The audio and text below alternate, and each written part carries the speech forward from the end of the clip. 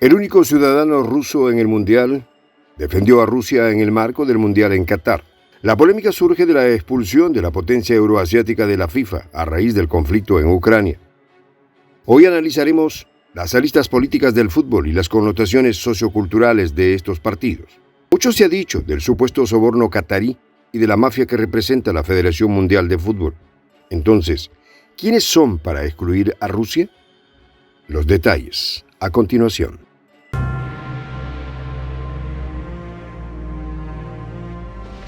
Voz de la Patria Grande. Prensa Alternativa necesita periodistas con excelente redacción y gran espíritu de investigación. Requisitos: conocimientos de la actualidad en política internacional, manejo básico de Photoshop, computadora e internet estable en casa. Ofrecemos capacitarte con las técnicas necesarias para que tus videos en YouTube generen dinero. Pago de acuerdo al rendimiento de tus videos. Sé parte de un equipo de Prensa Internacional. Juntos construimos la patria grande. Escríbenos al correo prensa.alternativa.produccion@gmail.com. Tanto la FIFA como la UEFA anunciaron a finales de febrero que Rusia no podría participar en el Mundial de Fútbol en Qatar 2022.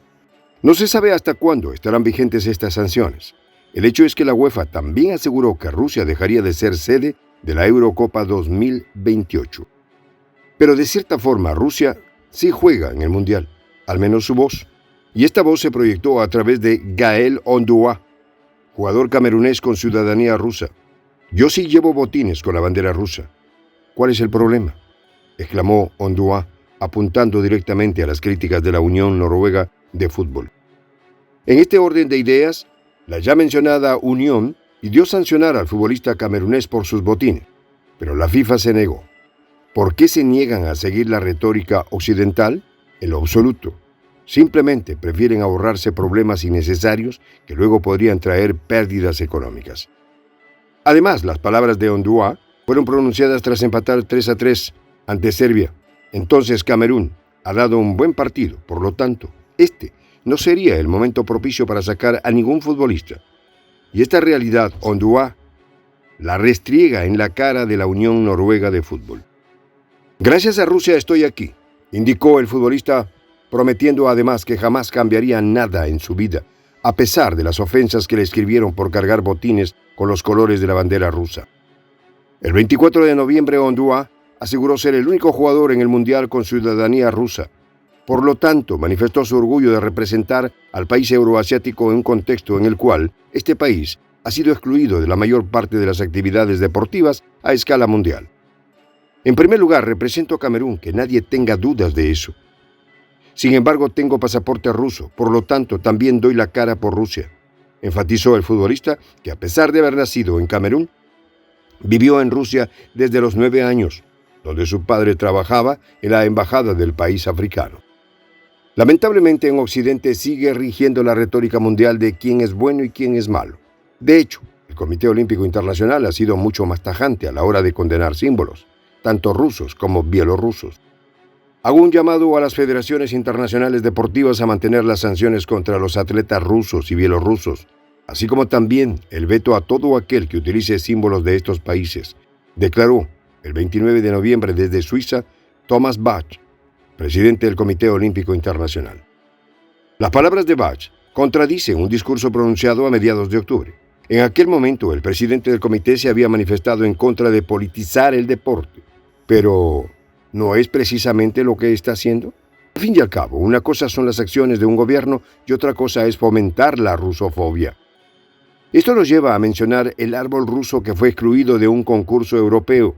A pesar de que el roble fue plantado por un escritor en el siglo XIX, el ya mencionado árbol no se escapó de las sanciones. Nos sumamos a las actividades encaminadas al aislamiento internacional de Rusia, indicaron los organizadores del concurso El Árbol Europeo del Año, antes de descartar el roble ruso plantado por el literario ruso Iván Turgenev. La exclusión de Rusia del sistema interbancario SWIFT es una cosa, pero otra muy distinta es vetar árboles o gatos rusos. Así es, como lo leen, gatos. La noticia fue anunciada por la Federación Internacional de Felinos. Los expositores rusos no podrán presentar a sus gatos en las distintas ferias y exposiciones internacionales de nuestra organización, indicó la Federación Internacional de Felinos. Pero, ¿qué dijeron los rusos al respecto? Las medidas son principalmente hilarantes, detalló Edgar Zapashny, director general del Gran Circo Estatal de Moscú. En este orden de ideas, otros aficionados de gatos rusos también se burlaron de la supuesta sanción.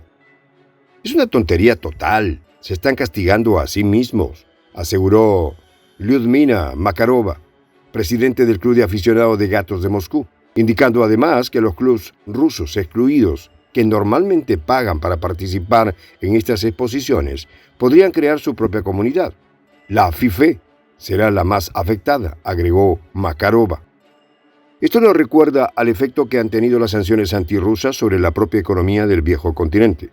A todas estas, la crisis energética es tan solo la punta del iceberg de todo lo que podría llegar a pesar con la Unión Europea si sigue por este camino.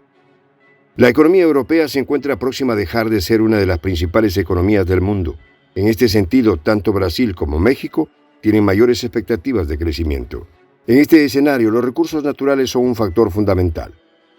El peso mayor ha recaído sobre los hombros de los alemanes, puesto que unos cuantos países del viejo continente siguen evadiendo las medidas promovidas desde Bruselas, aunque la Unión Europea ha impulsado las más duras medidas restrictivas de los recursos rusos.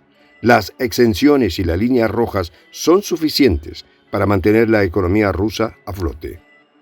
Por ejemplo, Grecia presionó desde el principio al Comité Europeo para que no se prohibiera el transporte de crudo ruso, puesto que la economía del país helénico depende de este negocio en cierta medida. Por otro lado, Budapest ha presionado para tener una exención para seguir comprando oro negro ruso.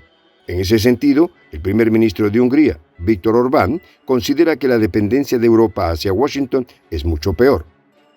Por esta y más razones, los 27 de la Unión Europea no se ponen de acuerdo y cada día se encuentran más divididos. ¿Será por esta razón que Bruselas busca sancionar a los que no cumplan las sanciones antirrusas al 100%? En todo caso, el viejo continente depende mucho más de Rusia que Moscú de los europeos. ¿No es acaso China uno de los mejores aliados? Esto, por supuesto, sin mencionar a Latinoamérica, los saudíes y toda la Liga Árabe. Del mismo modo, los futbolistas rusos ya se están planteando alternativas para ignorar a la FIFA. Una de ellas es unirse a la Confederación Asiática de Fútbol. Hay un mundo allá en Oriente que Occidente ignora. Pero futbolistas como Gaël Ondua no olvida. ¿Por qué odiar países que no conocemos? Soy el J, Juan José del Castillo, director del canal Prensa Alternativa. Si quieres ser parte de la comunidad de la Patria Grande, suscríbete a nuestro canal. Si es que quieres que te lleguen las notificaciones cada vez que subimos un video, activa la campanita. Si quieres apoyar a nuestro canal económicamente, puedes hacerlo a través de PayPal. El enlace está en la descripción del video. A nombre del equipo de Prensa Alternativa, me despido con esta expresión en el quechua milenario, Tupananchis Kama, cuya traducción es hasta volvernos a encontrar.